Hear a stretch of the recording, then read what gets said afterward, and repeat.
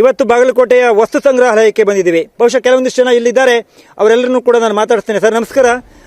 ಬೆಳಗ್ಗೆಯಿಂದ ನಿಮ್ಮೆಲ್ಲ ಬಹುತೇಕ ಭಾಗಗಳಿಗೆ ಹೋದ್ವಿ. ನೀವು ಯಾವ ಪಾರ್ಟಿಯವರು ಅಂತ ನನಗೆ ಗೊತ್ತಿಲ್ಲ. ನಿಮ್ಮ ಹೆಸರು ಹೇಳಿ ಸರ್. ಬಾಬು ಇಟಿಗೆ ಅಂತ. ಓಕೆ, ಹೇಳಿ ಈ ಬಾರಿ ಚುನಾವಣೆ ಹೇಗಿದೆ, ಏನೆಲ್ಲ ನಿರೀಕ್ಷೆಗಳಿದೆ? ಕಳೆದ ಸಾರಿ ಏನು ದಿವಂಗತ ಎಚ್ ವೈ ಮಿಟಿಯವರು ಇದ್ರು, ಬಹಳ ಉತ್ತಮವಾದ ಆಡಳಿತ ಮಾಡಿದ್ದಾರೆ ಬಾಗಲಕೋಟೆಯಲ್ಲಿ.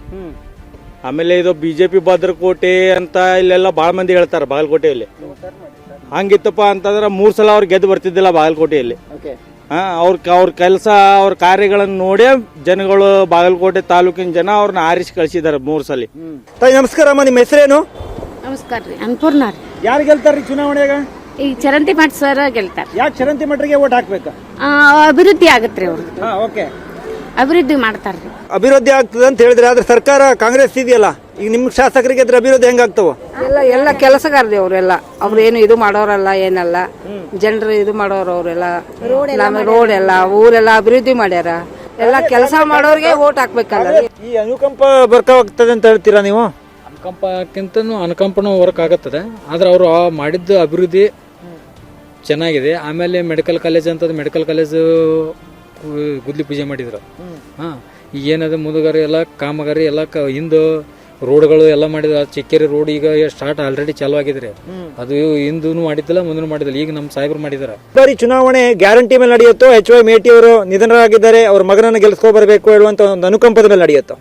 ಸರ್, ಅನುಕಂಪನೂ ಇದೆ ಮತ್ತು ಗ್ಯಾರಂಟಿ ಯೋಜನೆಗಳು ಏನದಾವು ಅದ್ರ ಮೇಲೆ ನಡೆಯುತ್ತೆ. ಬಾಗಲಕೋಟೆ ಮತಕ್ಷೇತ್ರದಾಗಲಿ ಜನರು ಪಂಚ ಗ್ಯಾರಂಟಿ ಯೋಜನೆಗೆ ಎಲ್ಲರೂ ಭಾಳ ಜನ ಸಹಮತ ವ್ಯಕ್ತಪಡಿಸ್ಯಾರ ಸರ್.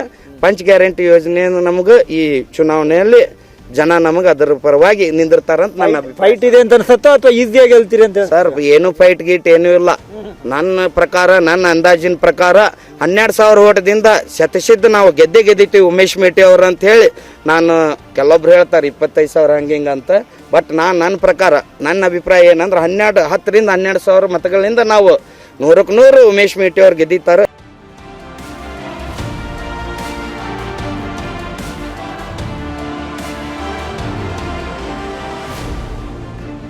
ಗ್ಯಾರಂಟಿ ಬೇಡ ನಮ್ಗೆ, ಅದು ಶಾಶ್ವತ ಅಲ್ಲ. ಅದು 5 ವರ್ಷದಿಂದ ಏನ್ ಗ್ಯಾರಂಟಿ ಐತಲ್ಲ, ಅದು ನಮ್ ಶಾಶ್ವತ ಅಲ್ಲ. ನಮ್ ಚರಂತಿ ಮಟ್ಟೆ ಬರ್ಬೇಕಂತ ನಮ್ಗೆ ಅಭಿವೃದ್ಧಿ ಐತಿ. ನಾವು 10 ಪೈಸಾ ತಗೊಳ್ಳಲ್ಲ.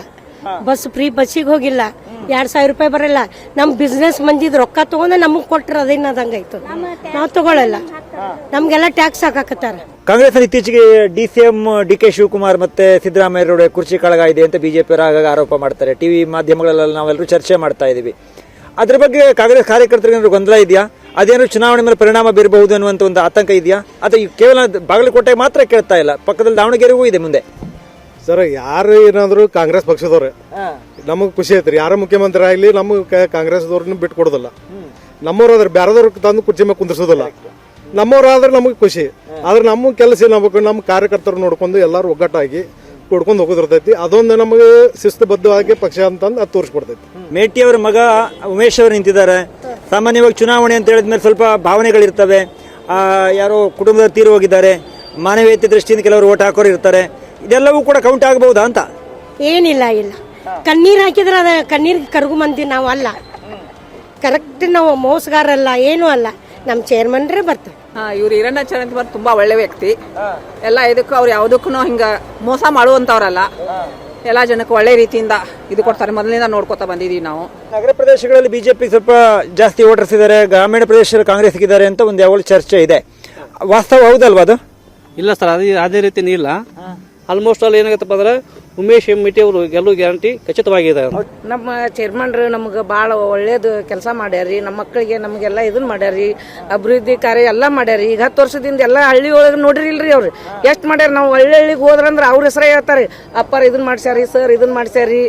ಎಲ್ಲ ಒಳ್ಳೊಳ್ಳೆ ಕಾರ್ಯ ಅವ್ರು ಮಾಡಿದ್ದು ಅಪ್ಪಟ್ಟ ಚಿನ್ನ ರೀ. ಅವರು ಶಾಶ್ವತನ ರೀ ಅವ್ರು ಮಾಡಿದ್ದು. ಎಚ್ ವೈ ಮೇಟಿ ಅವರು ಬಹಳ ವರ್ಷದಿಂದ ರಾಜಕಾರಣವನ್ನು ಮಾಡಿ ಬಂದ್ರು, ಮಂತ್ರಿ ಕೂಡ ಆಗಿದ್ರು. ಈಗ ಅವ್ರ ಕುಟುಂಬದಲ್ಲಿ ಉಮೇಶ್ ಅವರಿಗೆ ಕೊಟ್ಟಿದ್ದಾರೆ. ಅವ್ರ ಮನೆಯಲ್ಲಿ ಸ್ವಲ್ಪ ಡಿಸ್ಟರ್ಬ್ ಇತ್ತಲ್ವಾ? ಎಲ್ಲರೂ ಟಿಕೆಟ್ ಕೇಳಿದ್ರಲ್ವಾ? ಅದು ಕಾರ್ಯಕರ್ತರಿಗೆ ಏನ್ ಮೆಸೇಜ್ ಅಂದ್ರು? ಹೇಗೆ ಹೋಗಿತ್ತು ಮೆಸೇಜ್ ಅದ್ರ ಬಗ್ಗೆ? ಅಂತ ಏನಿಲ್ಲ ಸರ್, ಎಲ್ಲ ಬರೋಬರಿ ಸರ್ ಅಂತ ಹೇಳಿ. ಓಕೆ ಸರ್ ಅಂತ ಹೇಳಿ. ಒಟ್ಟಾರೆ ಅವ್ರು ಗೆಲ್ತಾರೆ 100% ಗೆಲ್ತಾರೆ.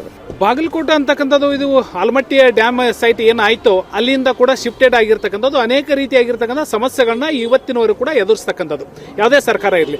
ಆದರೆ ಆ ಸಮಸ್ಯೆಗಳಿಗೆ ನಿರಾಶ್ರಿತರಿಗೆ 190% ಇವತ್ತು ನ್ಯಾಯವನ್ನ ಒದಗಿಸಿರ್ತಕ್ಕಂಥವ್ರು ಯಾರಾದರೂ ಇದ್ರೆ ಅದು ವೀರಣ್ಣ ಚರಂತಿಮಠ ಅವರಂತ ಕಸ ಹೇಳಬೇಕಾಗತ್ತೆ. ಯಾಕಂತ ಕೇಳಿದ್ರೆ ಏನು ಕಾಂಗ್ರೆಸ್ ಸರ್ಕಾರ ಬಂದಿದೆಯೋ ಒಂದು ರಸ್ತೆಗಳು ಕೂಡ ಅಭಿವೃದ್ಧಿ ಆಗಿರ್ತಕ್ಕಂಥದ್ದಿಲ್ಲ, ಒಂದು ನಿರಾಶ್ರಿತಿಗೆ ಒಂದು ಮನೆಯನ್ನ ಕಟ್ಟಿಕೊಡ್ತಕ್ಕಂಥ ವ್ಯವಸ್ಥೆಗಳು ಕೂಡ ಆಗಿರ್ತಕ್ಕಂಥದ್ದಿಲ್ಲ. ಇವತ್ತು ನೀವು ನಿರಾಶ್ರಿತರ ಕಾಲನಿಗೆ ಹೋದ್ರೆ ಅಲ್ಲಿ ಮನೆಗಳನ್ನ ಕೊಟ್ಟಿರ್ತಕ್ಕಂಥದ್ದು ಮತ್ತು ಹಕ್ಕು ಪತ್ರಗಳನ್ನ ಕೊಟ್ಟಿರ್ತಕ್ಕಂಥದ್ದು, ಅಲ್ಲಿ ರಸ್ತೆಗಳನ್ನ ಮಾಡಿರ್ತಕ್ಕಂಥದ್ದು, ಅಲ್ಲಿ ಮೂಲಭೂತ ಸೌಕರ್ಯಗಳನ್ನ ಯಾರು ಮಾಡಿದ್ದಾರೆ ಅಂತಕ್ಕಂಥ ಆ ನಿರಾಶ್ರಿತರ ಕಾಲನಿ ಒಳಗಡೆ ಕಾಂಗ್ರೆಸ್ ಕಾರ್ಯಕರ್ತರನ್ನು ಕೇಳಿದ್ರು ಸಹಿತ ಅವ್ರು ಹೇಳ್ತಕ್ಕಂಥ ಒಂದೇ ಒಂದು ಹೆಸರು ಯಾರಂತ ಕೇಳಿದ್ರೆ ವೀರಣ್ಣ ಚರಂತಿಮಠ ಅವರು.